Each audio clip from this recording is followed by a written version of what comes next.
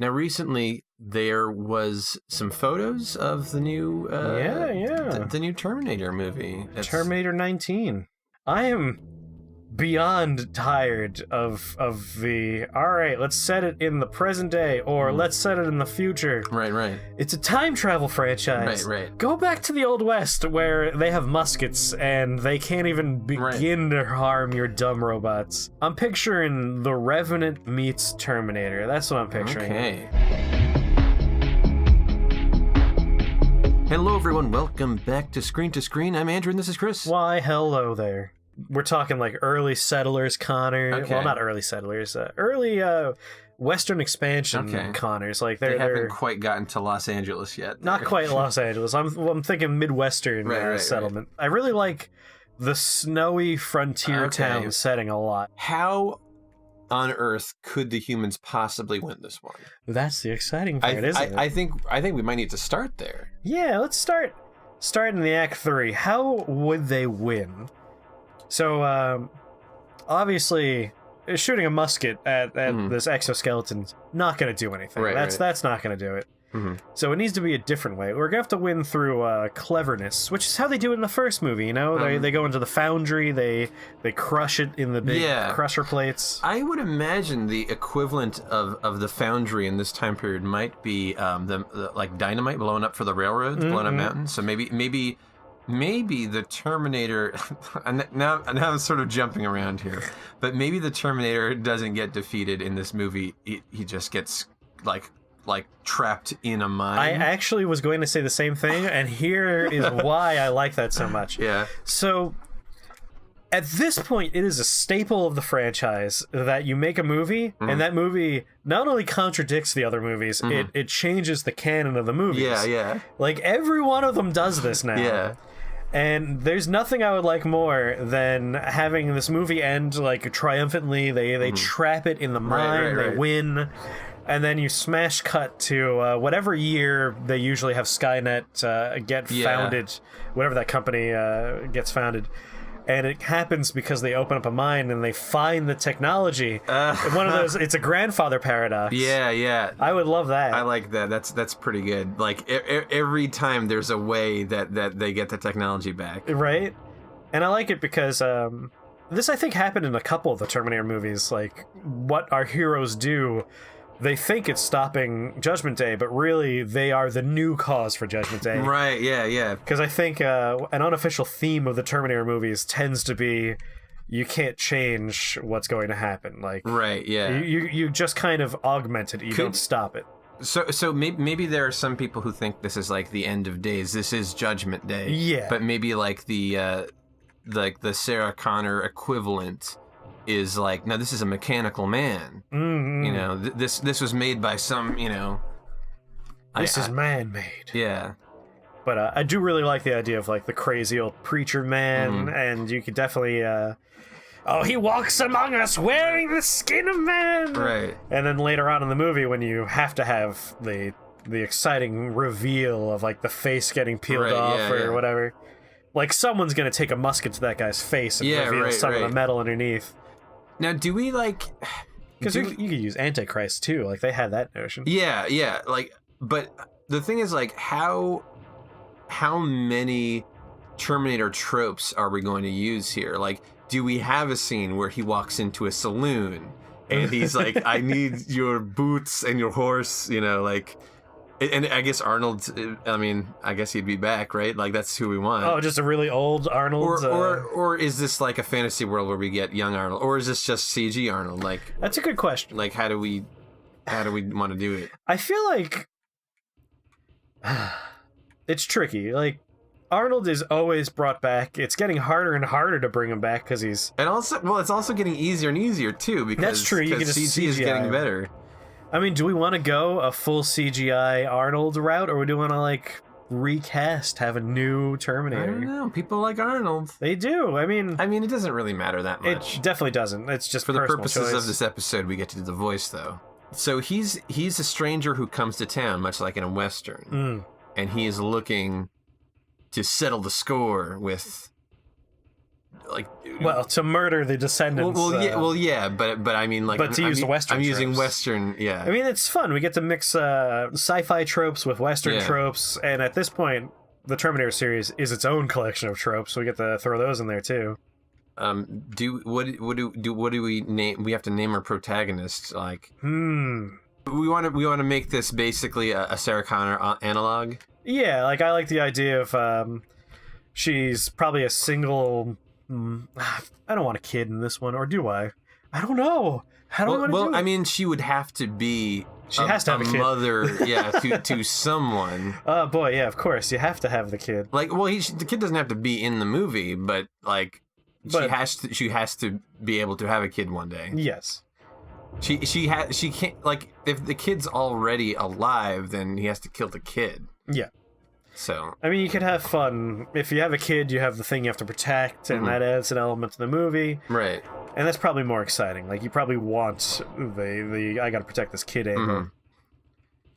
I just don't want to, like, take T2 and just put it in the past. Or do I want to take T2? Well, I mean, the thing is, like, we could take T2, put it in the past, or maybe, like, find the best parts of T1 and T2, put it in the past, and then add some tropes to it, and then add a little bit, like, you know, it's the past, so you do need to do things different. Yeah. I see this as more of, like, a Terminator 1 feel, because... Yeah, I like going in that somewhat horror direction, because we're going for that isolated, snowy... Midwestern environment. Do we have another time traveler as like a helper as usual? Is like that how that goes? I feel like they've established that if another time traveler goes back, they can't bring anything back with them. They have to show up naked.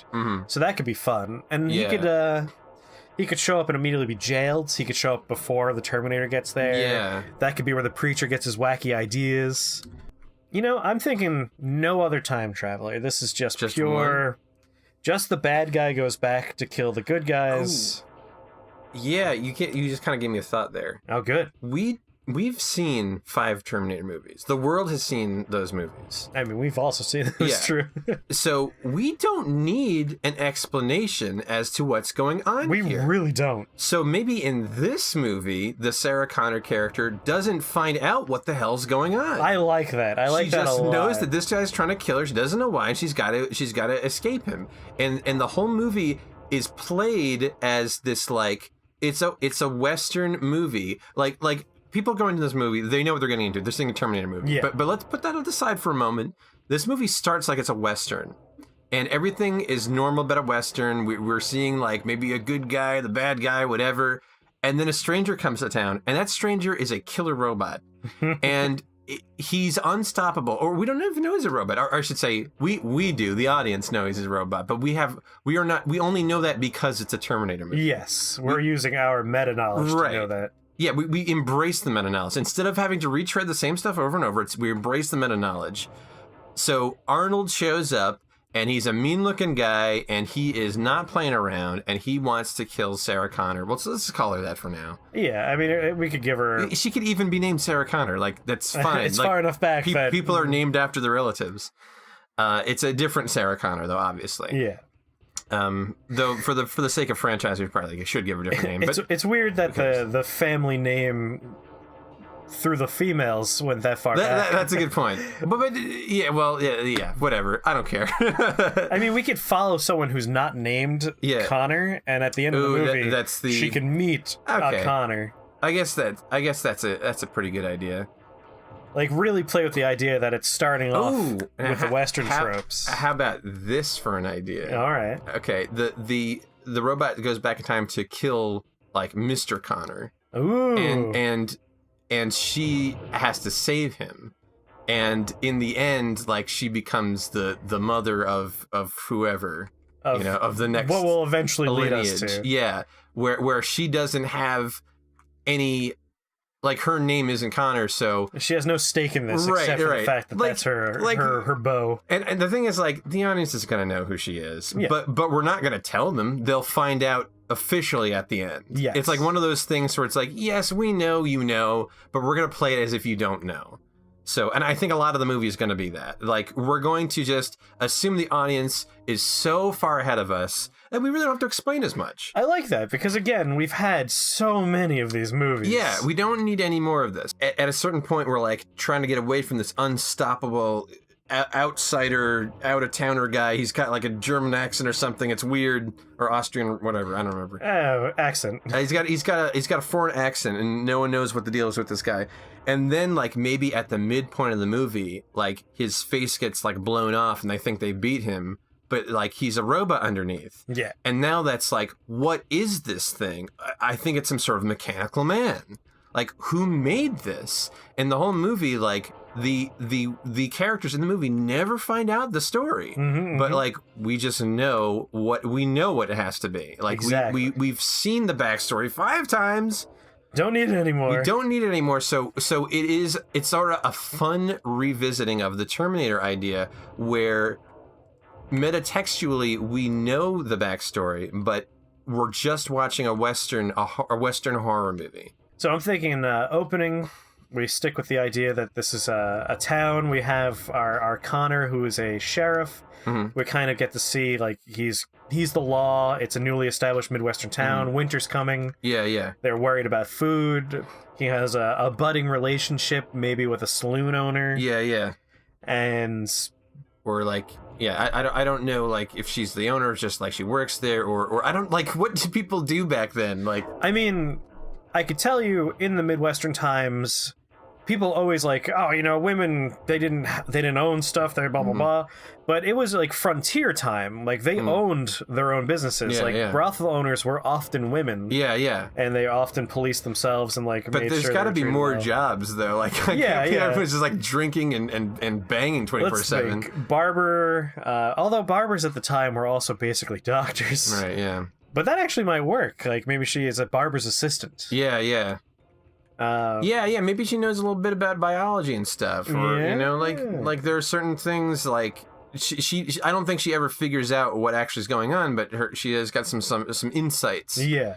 And this is sort of like, you know, we're sort of following the sheriff, and it's sort of like this sort of we believe that he's the main character, but it kind of twists a little bit. Like, I'm liking the idea we're starting with him. He seems very important. We meet his love interest. Yeah. And either through the robot or possibly just unrelated. Yeah. I'm thinking he gets injured in some way. That way she has to take over and be like the protector. He has to, like, hide somewhere, and she has to sort of, like, she has to kill this human, as far as she knows.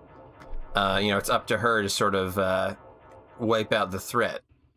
And, you know, he doesn't want to do the classic draw. You know, like, he just has a mission because he's a robot. He's a robot. Okay. Obviously, we're gonna have to.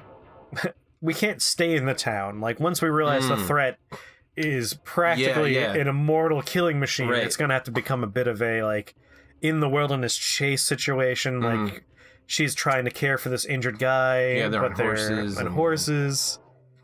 Like, we're definitely going to have to play... Again, I'm using the Revenant as my main point of inspiration. That's good. We tie it back to that. It's a new... Yeah, I like that. Because that's mostly about a guy just in the woods, in the snow, trying to survive so he can get back to civilization. So I'm thinking maybe, like, the robot attacks, the whole town is involved. Like, end of Act 1 is probably going to be, like, a big prolonged fight sequence with, like, the town being ripped apart, this robot just smashing through walls. Yeah. People getting knocked out left and right, being taken out, and our characters realizing, like, this is a hopeless fight. He gets injured at this point. Yeah, so end of Act 1 is when he gets... Like, he's like out, like he is... Like, head injury out. Yeah, like, he's like... He needs medical help or he will die, kind of thing. And she needs to get him out of there. I like that. I like this a lot because now it's a traveling situation. They're trying to get to another town. Yeah, right. Seeking medical help, looking for help in this, like, we're being hunted by something that isn't human. Yeah. You know, it would be a little bit fun, but I feel like in the real world we shouldn't do this. But if we don't market it as a Terminator movie and we don't, it's a surprise. We don't cast Arnold. I really like surprise sequels or prequels. I like that a lot. But they don't get made because no one would see them. Yeah, it's so annoying. But you know what? we're allowed to do what we want on this show. If that's the case, then Arnold's out. Yeah, Arnold. Yeah. I personally don't want to use Arnold anymore because he's 100 years old. Yeah. Okay. We've already seen what he's like as a Terminator. While it's fun to have the voice, well, in this case, hey, we could use that outtake where you find out that they used Arnold's body, but they used the voice of an unrelated person. Well, the thing is, this kind of messes up our metatextual thing here, because now I feel like we do need more explanation if it's a surprise sequel. I guess. Because we need to know this is not a Terminator ripoff, this is a Terminator. Yeah. So... well, I feel like that could be the stinger at the end, where... Oh, the whole movie is, like, surprise you were watching a Terminator when movie? Skynet, like, unearths the robot, and that's the technology that leads to Skynet. It's a bit of a 10 Cloverfield Lane, except you're not expecting it. I think the reveal... Like, again, I'm calling it a reveal even though the people know they're watching a Terminator movie. Yeah, it's in the title. The reveal would be the midpoint of the movie. Like, I feel like at a certain point, like, she like, I think that's a perfect midpoint, is that she gets him, blasts him in the face, his face falls off. Yeah. We've won! Oh, wait, no, there's a metal skeleton underneath. That's, like, the midpoint of the movie. Yeah, like after the end of Act 1, when they're on the run, she tries to lay a trap for them in the wilderness, like dynamite under rocks. Plunger down, the big explosion. You're like waiting for that moment, like, oh, she did it. How are they going to keep this movie going? Smoke clears, like half human face, glowing red eye. Now it's sort of like it's gone from an assassin, and now it's like, for all they know, like, this is Satan himself. Yeah. Like, who knows what this is? Like you see that middle skull without any context of like modern day, that looks like Satan. Looks like a demon. Like that is a skeleton that is shiny. That is from hell. You know, red eyes. Like, I think that's the conclusion to jump to. Yeah. Except we, the audience, know it's a robot. But we were for them. No other time travel. Yeah. So they're just working with their old frontier town knowledge. Like, we see Arnold or whoever go after someone named Connor. We know the drill. We know what's going on. And all right. So I'm thinking characters-wise. Mm-hmm. I'm picturing our mysterious... I want to call her Ripley because every like awesome action character lady is Ripley in my head. We can call her Ripley. I don't care. we need to give her a name. Yeah, we do need to give her a name. You want to call her Sarah Ripley? Sarah Ripley. I mean, we could call her Sarah, and she just doesn't have the last name. Yeah, Sarah and Sheriff Connor. Yeah. Sarah and Sheriff Connor. I'm thinking like Crazy Preacher Man. He leaves with them. Like, we should have like a small group. That way people could be picked off. And yeah. And he's sort of the there's like a word for this trope, but like the guy, he's like the Van Helsing, except it's sort of like he doesn't know what he's getting into, but his advice is helpful. Yeah, like the accidental prophet. Yeah. Like he definitely isn't right, but what he's saying is saving them. And then of course we could have like later on he thinks he's so right that he walks down there with like holy water. Right. Yeah. And then he just gets like crushed into a cube. Yeah, just obliterated. Right. And yeah, so they're escaping on a horseback or like in a wagon or something. And he's just trying to get this sick sheriff. Save the town, save the sheriff. Yeah, try to save the town, save the sheriff. And get to like the next town or something. And then that's when they think they're safe. The Terminator shows up. She blasts him in the face. Now, he is from hell. This is supernatural we're dealing with here, as far as they know. And so then it sort of becomes, at least for our job we're tasked with, is we have to get them into that mine and collapse the mine. Yeah. So like maybe there is a new route, like we could foreshadow this way ahead, like there's a new route coming through, like for the trains. Ooh, yeah. And maybe that's like, if only the trains were here, we can get up town faster, but they're still building that track, so damn it. Like you could open talking about like, oh, old man Jenkins went to work on the blasting, they're making that tunnel through the mountain. Right. Locomotion. Amazing times we're living in. The preacher could be against it. Just like, it goes against God's will to crack that mountain open. I mean, that could be an interesting theme to go like technology, Yeah, like the fear of new technology. Yeah. It's also nice because we could foreshadow, like, the preacher could be like, they don't know what they're going to find cracking open that mountain. Yeah. Demons, scary things. I imagine they're going to get to the other town and talk about this horrifying thing, and they're going to be considered crazy, probably. Right. Or either that, or they know well enough not to talk about it, or they like it's a plot point. They either have to tell them and look crazy, not tell them and like risk hurting people, or figure out a way to tell them. I'm thinking when they get there, it's probably like we've lost a few of the townsfolk that were coming with us. Probably we still have the preacher, because I'm thinking the preacher might be like his death might lead us into Act 3 because people are looking at him as an important character. So they get to town. Connor's knocked out. It's a crazy preacher who reeks of whiskey. Yeah. He's a drinker. And we have this woman who, back then, like, if you were a lady and you're like, hey, I'm saying this is happening, and if you don't believe me, you're an asshole. Like, hysterics. Right. So they put Connor in the hospital, they put her in jail, and they put the drunk preacher in jail. And they're like, we're a bunch of crazies. They probably hurt this guy, they did it. We'll figure it out when he wakes up. Right. And now that our characters are confined, the Terminator shows up. Yeah, he can like bend the bars and the... Yeah. I could just see like he's wearing like the Terminator's wearing like a cowboy hat. Low hat. Yes. Yeah, and then like but like you silhouetted and you just see like one glowing red eye. Like who are you, stranger? Yeah. Like, oh my god. What's that? Maybe they leave Connor in the hospital and like they pretend like dress up the preacher like Connor, try and lead him away. Because you can't have this unconscious man in the movie the whole time. Like eventually, it's gonna be too tough to move around. I mean, like he could like wake up. Like it might just be like he's in shock, and then like he could like regain his consciousness or whatever. Yeah, he's like unfit to take care of himself. Yeah, like he has a broken arm. Yeah, he's still like a MacGuffin. Feverish. Yeah. And so then I guess they go to the mine, and then like there's a big hide and shoot and whatever. There's definitely like game of cat and mouse. Yeah. He has night vision. Maybe don't. There's a minecart ride. Ooh, Indiana Jones style. Yeah, and then eventually they collapse the mountain on the Terminator. Like, yeah, I feel like that's how you do it. You collapse an entire mountain on a Terminator. I think that's fair. That's a pretty game ending. And it doesn't even beat him, it just traps him. So a nice way to put this all together is like the very opening of the movie can be a couple of like hunters, trappers. They could be trapping in the woods. Yeah. They encounter a naked man, or they even see like the ball of lightning that he shows up out of, and one guy sprints away, the other one approaches, and he gets killed for his clothes and his gun, so that way our Terminator has like an old flintlock pistol. Right. And then you could have that guy show up ahead of the Terminator, like, hey, there's a crazy man coming for you, Connor. He says he's gonna kill you. And like, I'm a sheriff. If there wasn't someone saying he's gonna kill me, I'm not doing my job right. I like that. So we haven't rebooted the Terminator franchise yet. Yeah. We're still in a world where we have not rebooted this goddamn franchise, and instead we've let it get so silly. Yeah. I feel like this could be the reboot. This could be, yeah. And you could possibly, if you were a daring company, do it the way where it's a surprise Terminator movie. It resets the franchise. That could be the way to do it. Yeah, sort of like how people wanted Life to be the Venom prequel. Yes.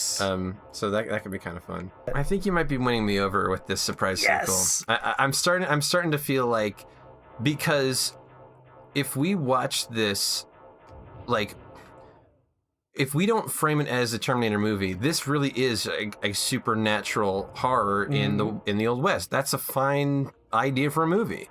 But like once people see like that endoskeleton, that's so iconic. Yeah. Like exactly what that is. There's no way this is a ripoff. This is Terminator. Like, we're looking at the skull we're so familiar with. Yeah, you have that terrifying T-100 skull. We could even, like, I don't know if this is too cheesy, kind of depends on, like, the pacing of the movie, but we could even have, like, the score of, the soundtrack could let you know, yep, it's Terminator. When you have the glowing red eye with the hat drawn low, and it's like a Midwestern version of the Terminator refrain. Yeah. Ooh, that would be good. Or it could even just be like, like once his face is revealed. Yeah, just the metal clang. Because like the leitmotif there, like okay, well they can't, this is Terminator. Like we've and then you go, okay, yep, the flash of white light, he's naked. Okay, it all makes sense now. Yep, all right. Yeah, we're watching a Terminator movie. Supernatural Western horror is a fun concept, and we have to sell the hell out of that concept. Yes. And then when we get to the midpoint, then we have to make the best Terminator movie that's been so far. And I think we did a pretty good job with the Western elements. I like them a lot. And the Terminator moments, I think we also got pretty well. Like, you're put the Terminator Sting music at that iconic moment where you finally get to see the glowing red eye and the metal skull. Right. Like, my God. We're not watching the movie, but, like, I had that, like, ooh. Oh, yeah, that chill, like, oh, damn. That's what I like. I thought this felt like a Terminator movie. Yeah. But we didn't get to see all the other stuff. Like, that's the kind of thing that, like, when someone walks out of the theater, they will tell their friends about. That's how word of mouth happens. Yeah. That's how you do this kind of thing. Yeah. So I'm pretty happy with this. And then, of course, the ending is, like you said, it's that hook for the reboot is that, like, this could be like a reboot in that it's still part of the same series. It's just we've split the timeline now and we get to do new stuff. We don't even need to know who sent the Terminator because who cares? No, none of that matters. Like, there's so much who cares in Terminator these days. Oh, God, like, there really is. Like, we don't care anymore. We've seen it. We know. It's like, yes, it's... The bad guy sent him. We get it.